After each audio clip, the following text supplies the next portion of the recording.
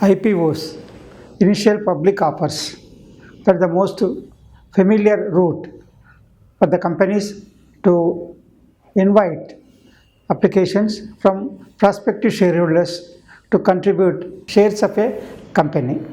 And all these IPO routes are being monitored, regulated by Stock Exchange Board of India, that is Sebi. Recently, IPOs issued price was more, and when it listed in the market, the price started reducing. In some cases, the price reduced at the time of listing for 20%, 30%, sometimes 40% also. That resulted into loss to the investors who made subscription to the initial public offers. For this reason, the regulator of this IPO market, Securities Exchange Board of India, that is Sebi, has introduced some new guidelines to be followed by the companies which are going for initial public offer, that is IPOs. And what are the new changes, new suggestions, new guidelines issued by the Sebi? Let us verify. For tightening the initial public offer IPO norms, the capital market regulator Sebi on Friday cleared the proposal mandating the issuers to disclose the offer price based on the past transactions and fundraising activities. Means for every public issue, the past activity should be the foundation, should be the basis for fundraising activities for IPO issuers. The board of Sebi approved a proposal introducing an alternative mechanism by permitting pre-filling of offer documents for companies contemplating IPOs. This is also, the Sebi has mandated the pre-filling of offer documents by the IPO issuers. Under this scheme, under these guidelines, the board of Sebi has approved a proposal of introducing an alternative mechanism by permitting pre-filing of offer documents for companies contemplating IPOs. Means every company has to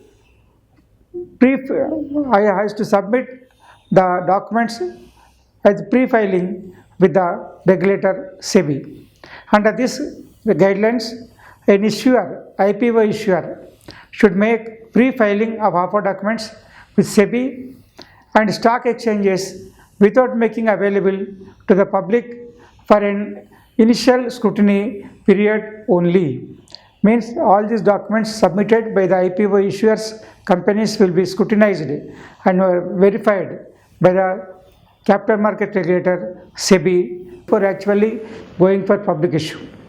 Pre-filing mechanism allows IPO issuers to carry out limited interaction without having to make any sensitive information publicly. Means they should not share the information, the IPO issuers companies should not share the information need not share any sensitive information to the public. Sebi's initial observations would be available to investors for a period of at least 21 days, thereby assisting them better investment decision making process.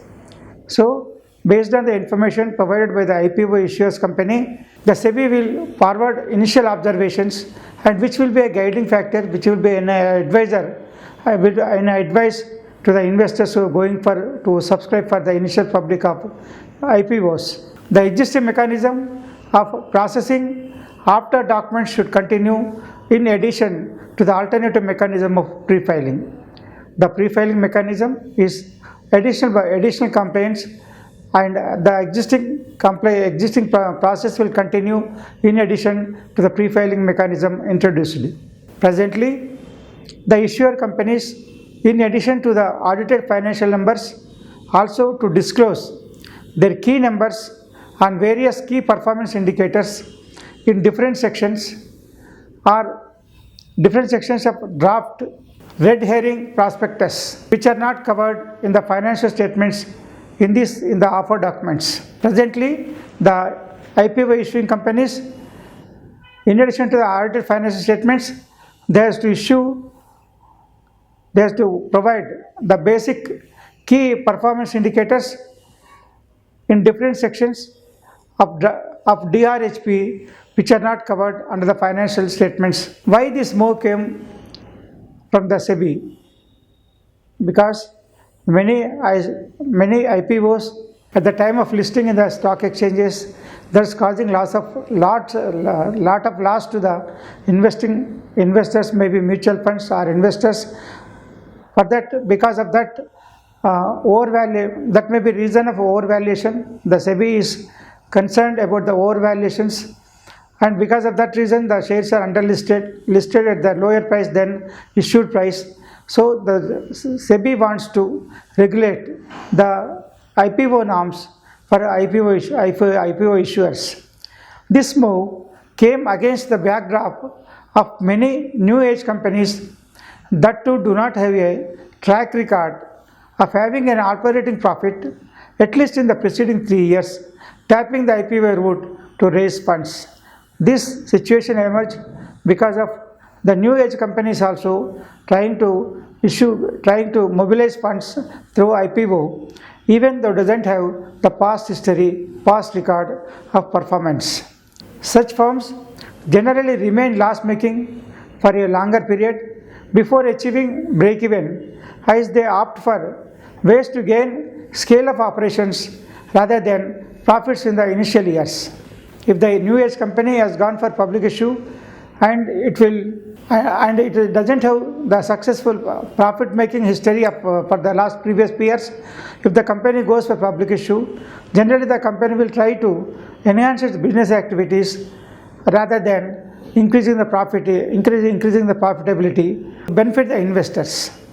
For that reason, the previous 3 years performance record is to be considered before going for investment in the IPOs issued by companies. Issuer shall disclose details of pricing of shares based on past transactions and past fundraising from investors by the issuer prior to IPO.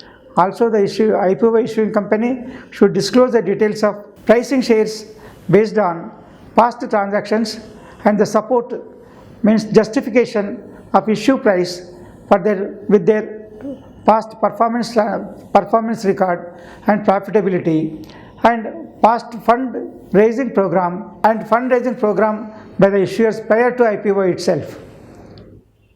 Such companies should make disclosures about their valuations based on the issuance of new shares and based on the secondary sale of shares during the 18-month period prior to IPO. Also, the IPO issuing company should provide details of disclosures about valuation for justification of issue price based on the secondary sale of shares during the last 1.5 year, that is 18 months period. These are the guidelines issued by the Capital Market Regulator, Stock Exchange Board of India, that is SEBI, with regarding the initial public offer, that the IPOs to be the companies going for IPOs.